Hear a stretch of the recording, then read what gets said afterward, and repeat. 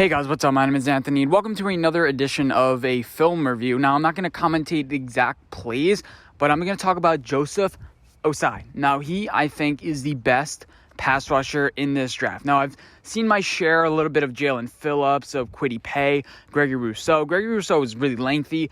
This kid is not. He's 6'3", weighing in at 250 pounds. Now, his listed height, I think it's a little bit taller than what he actually is, because that's usually what happens.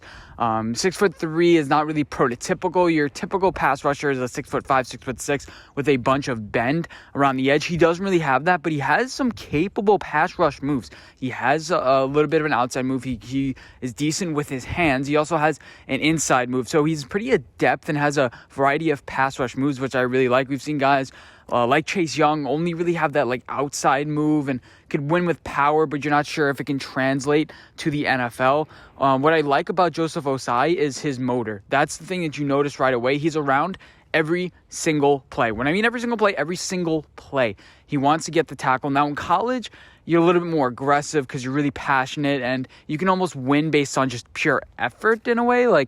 If you're better than the guy, you just beat him. Now, NFL, he may have a little bit of difficulties adjusting to what offensive tackles bring him. The bigger ones, he played for Texas. I mean, he's not really playing against the best offensive tackles. By the way, I think the Texas offensive tackle, the one's highly ranked, I think he's pretty overrated. But he's not really going up against the best tackles. Name the last tackle you've seen from the Big 10 or the Big 12 that was really elite. You can say Oklahoma, I guess, but you're not really facing up against the best offensive tackles in the league. Joseph Ossai, again, has an amazing motor. He's around the ball. He could take over a game. Now, I've seen highlights of a guy like Kwity Paye taking over a complete game. The thing is about Joseph Ossai too, a thing that I kind of don't like, sometimes he gets winded. You see some plays where literally he's trying to chase a guy down, but he really has no breath left. I'm curious to see what he runs in the 40. I don't think it's going to be that elite. He doesn't really have a great burst, but I think it's good enough. He doesn't have elite speed, but he has good enough speed. Like a guy like Khalil Mack is who I compare Joseph Ossai to. I think it's just a discount Khalil Mack. He's around a lot of the plays, not really adept and not really good in the pass game. He has in 2018 and 2019, he was asked to do that a little bit more. Wasn't really doing that too much this year. So as far as versatility for the Giants, not great, but he's going to be a pure edge rush. Let me evaluate the current edge positions for the Giants, and let me evaluate what I think he's going to be. So our current positions right now, Nico Lalos, we still have him. We have Oshane Ximines and Lorenzo Carter coming back from injury. Carter is more that explosive player that you feel can cause a lot of turnovers. Joseph Ossai can do that too. Again, Oshane Ximines coming off an injury. You're not too sure what he's going to do. I think he also had an injury last year, so again, it's a big question mark. Defensive end, as far as not Solomon Thomas, what's his name? Leonard Williams. Is he going to come back? You have Kyler Fackrell. Do you want to sign him again? I don't know. Kyler Fackrell is now getting a little bit old. You may want to move on from a guy like that, even though he is a system fit in the Graham defense. And then we have Trent Harris, a guy that's just okay. And as far as the overall moves that we can make, you have a Leonard Williams you can re-sign. He's good, but he's going to cost a lot of money. He's ranked the top 5 free agent prospect. You also have, you can go for a reclamation project like a Solomon Thomas. You can call Jadeveon Clowney a reclamation project, but he doesn't really have that high end. You can overpay for one of those guys, or you can just overpay for a free agent like a Justin Houston, maybe a D'Amico Autry. That's gonna, not one of those veteran guys that's not gonna be elite. That Jabal Sheard, the guy that we had this year, not much better than him. You just bring back Jabal Sheard on a cheap contract. He's familiar with the system. These guys like Justin Houston may offer a little bit more. But I'm not too sure about that. You can also go after a high-priced free agent like Yannick Ngakoue and try to solve it completely. I'm not sure if Yannick wants to join the Giants. He has family in Baltimore. He feels like he kind of found a home there. And plus, he's going to cost a lot of money. He's going to want $18, $19, even $20 million, especially with the season he had now. I'm a little bit higher on a Yannick Ngakoue as far as his ability. But, I'm not too sure. What does he offer more than just edge rush?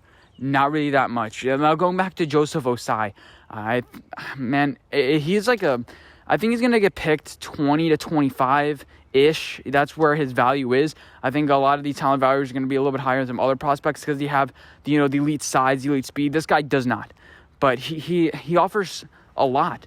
Especially in that I think I forgot the exact bowl name, the Goodyear Bowl or I'm trying to think of it started with an Alamo Bowl maybe.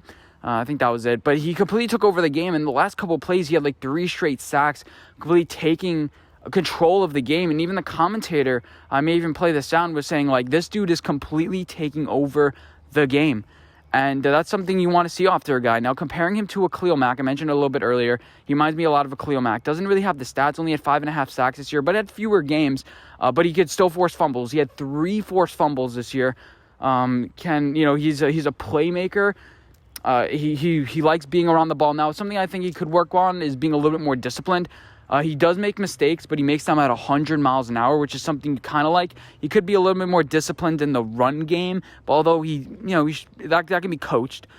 Sometimes he over pursues the screen or naturally players in college, it's hard. It's something you have to get used to, because this kid, he is playing football since, not even for that long, like since he was 12, 13 years old. So he's relatively new to the game. He loves playing the sport. He's a guy that I think will keep on improving year after year. I worried a little bit about his size. He is 245 pounds, 6'3". A guy like Khalil Mack is bigger and stronger. He's not overly strong. I don't think he can. I don't think he has a really strong bull rush.